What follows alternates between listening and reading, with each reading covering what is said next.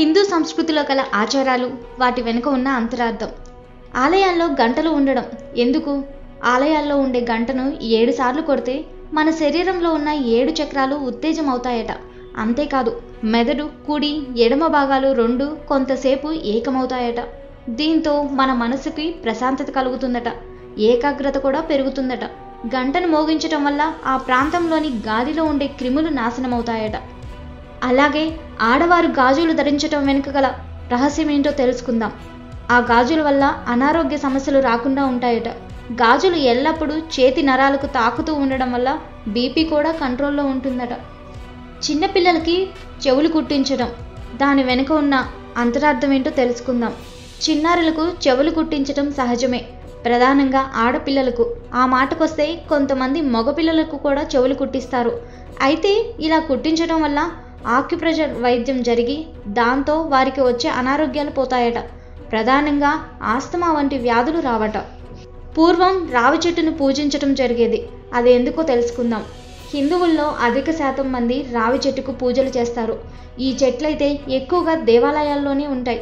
అయితే సాధారణంగా చెట్లన్నీ పగటిపూట ఆక్సిజన్ని విడుదల చేస్తే ఈ చెట్టు మాత్రం రాత్రిపూట ఆక్సిజన్ని విడుదల చేస్తుందట.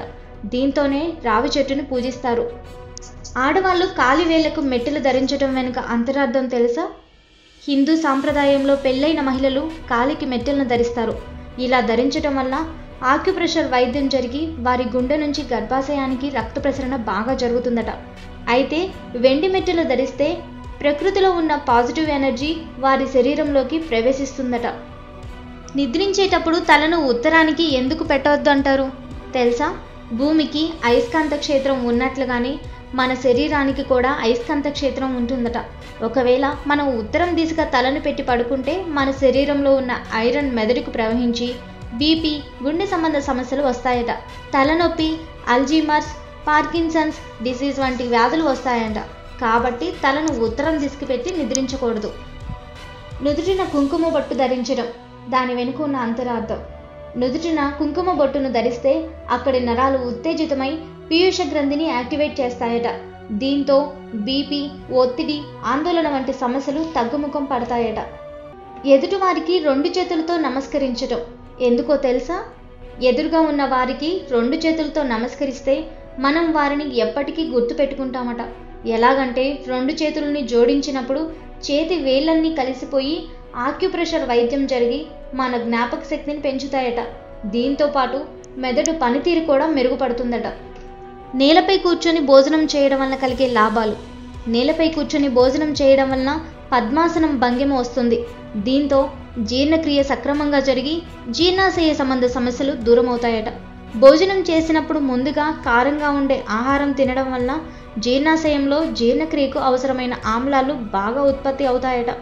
దీంతో జీర్ణక్రియ సక్రమంగా జరుగుతుందట.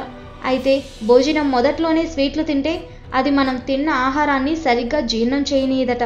ఒకప్పుడు మన దగ్గర రాగితో చేసిన నాణేలు చలామణిలో ఉండేవి. ఈ కారణంగా ఆ నాణేలను నదుల్లో వేస్తే ఆ రాగి అంతా ఆ నీటిని శుద్ధి చేసేదట. దీంతో ఆ నీటిని తాగేవారికి ఎన్నో అనారోగ్యాలు దూరమయ్యేవట. హిందువుల్లో అధిక శాతం మంది వారంలో ఏదో ఒకరోజు దేవుడికి ఉపవాసం ఉంటారు కదా. ఆయుర్వేద ప్రకారం అలా ఉపవాసం ఉండడం చాలా మంచిది. ఎందుకంటే ఉపవాస సమయంలో మన జీర్ణ వ్యవస్థకు పూర్తిగా విశ్రాంతి లభించి శరీరంలో ఉన్న పలు విష పదార్థాలు బయటకు వెళ్ళగొట్టబడతాయట. దీంతోపాటు దేహం తనకు తాను మరమ్మతులు చేసుకుంటుందట.